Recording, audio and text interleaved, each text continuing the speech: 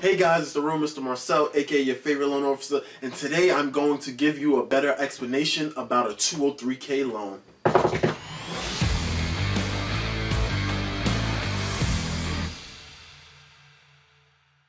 So, if you watched the last video that was uploaded, you saw that I was in a property and I was trying to give you a quick explanation on what a 203K is and how you can use the bank to fund you guys flipping a house that you live in.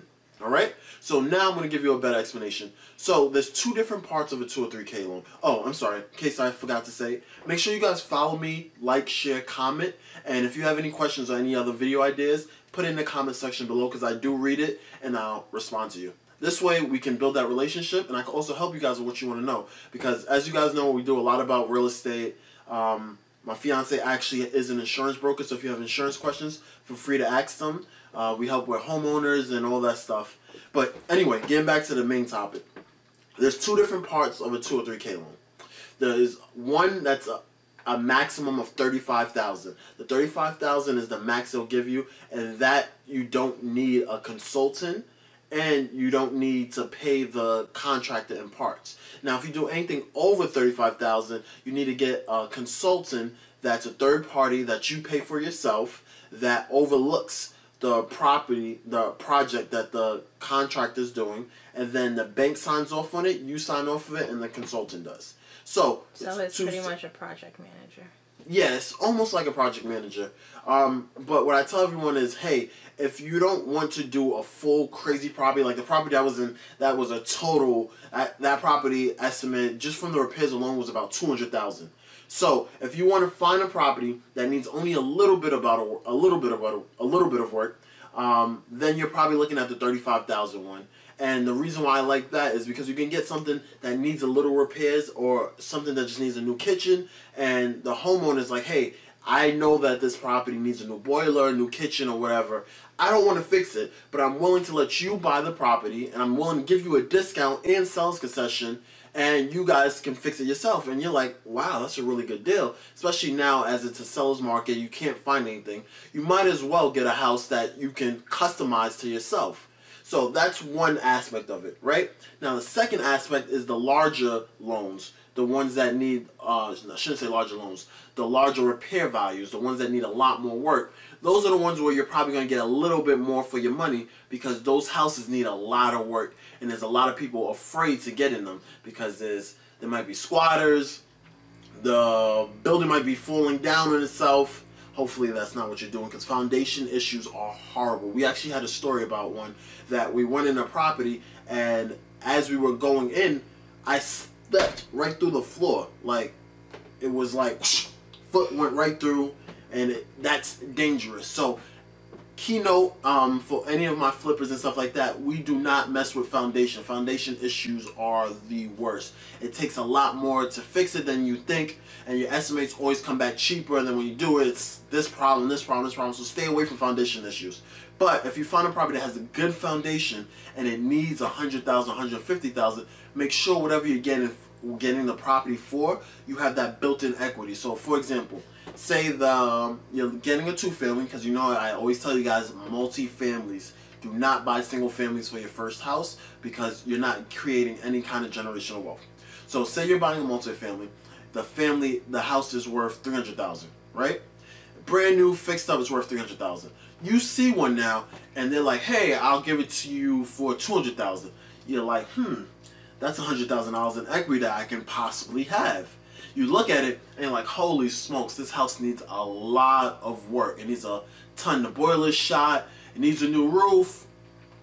Anytime a property needs a new roof, if you watched the other video that was uploaded, you saw the contractor that comes out with us, and he said it, anytime a property needs a new roof, that means there's water damage, and water damage seeps through the floors, so that means there's going to be other problems that they're going to find when they do it. So you're like, alright, I already know that there's going to be water damage, I know there's a new roof, blah blah blah, all these things are going on. Now you should estimate that, hey, this isn't going to be the easy 203K loan Malcolm was telling me, the one that's only $35,000. This is probably going to be the second one, which needs a lot more work. So for this one, I need a contractor's guidelines or a contractor's estimate. So what do? You bring a contractor now. So the person who you're buying the house from is like, wow, they brought a contractor. This is the second time seeing the house. They're probably very serious. And then if you work with a good loan officer like myself, you already know that we're going to give you the pre-approval. So not only do you have a pre-approval, you brought your contractor, and you're getting an estimate. So after your contractor goes in, he says, hey, this property is going to need about $150,000 worth of work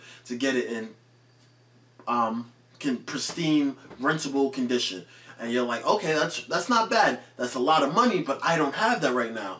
So if you listen to the other videos that I uploaded, you know that for FHA 203K loan, they'll allow you to put 3.5% down. So you don't have to have the 150. The bank will give it to you as long as your income can support the loan for that size. So let's do the math, right? The house is worth $300,000. The guy's saying he'll sell it for $200,000, but you need $150 in work. So that means if you buy it for $200 and it needs $150, it's overvalued. The property is only worth $300,000, so you're paying $50,000 extra. So you go to your negotiating tables with the list of the issues, and you say, hey, it needs $150,000 of work. The property is only worth $300,000. I need you to give me a better price. The guy goes, you're right. You know, I've been holding this property for over a year now. No one's made an offer. That's another benefit of dealing with homes that are beat up and need a lot of work, because less people are interested in buying them. So he says, you know what I'll do? I'll sweeten the deal for you. I'll give it to you for $100,000. Now, in your head, you should be saying, ding, ding, ding, ding, ching, ching, ching, ching, ching, money. Because not only are you getting a property for $100,000 with $150 in repair value, that's only $250,000. You're getting $50,000 in equity now. And in your mind, you should be thinking, wow, if I'm getting all this and I only need to put 3.5% down, it's a win-win.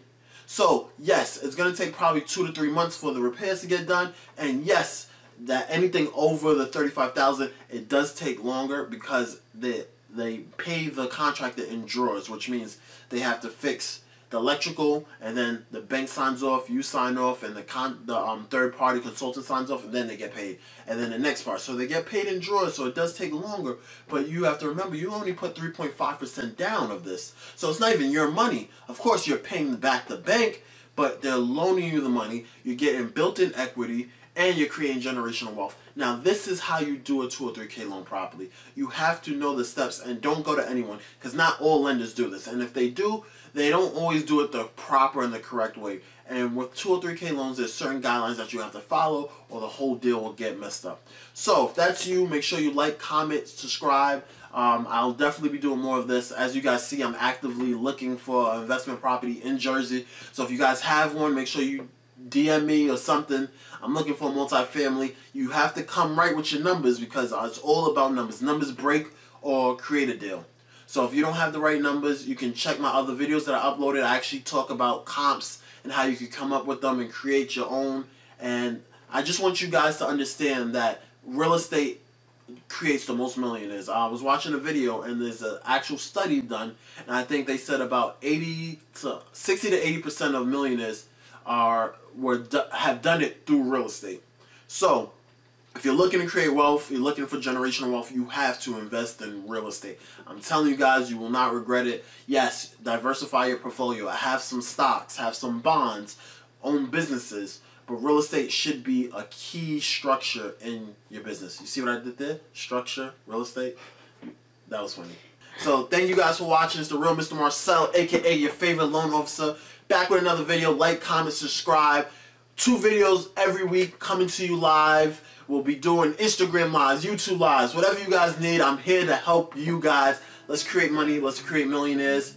I don't have an ending, guys, so that's it for now. You guys want more of this? You guys want more of these videos? Then make sure you like, subscribe, follow, and go see my other uploads. There's a whole bunch on this channel for you guys. I want to make you guys millionaires.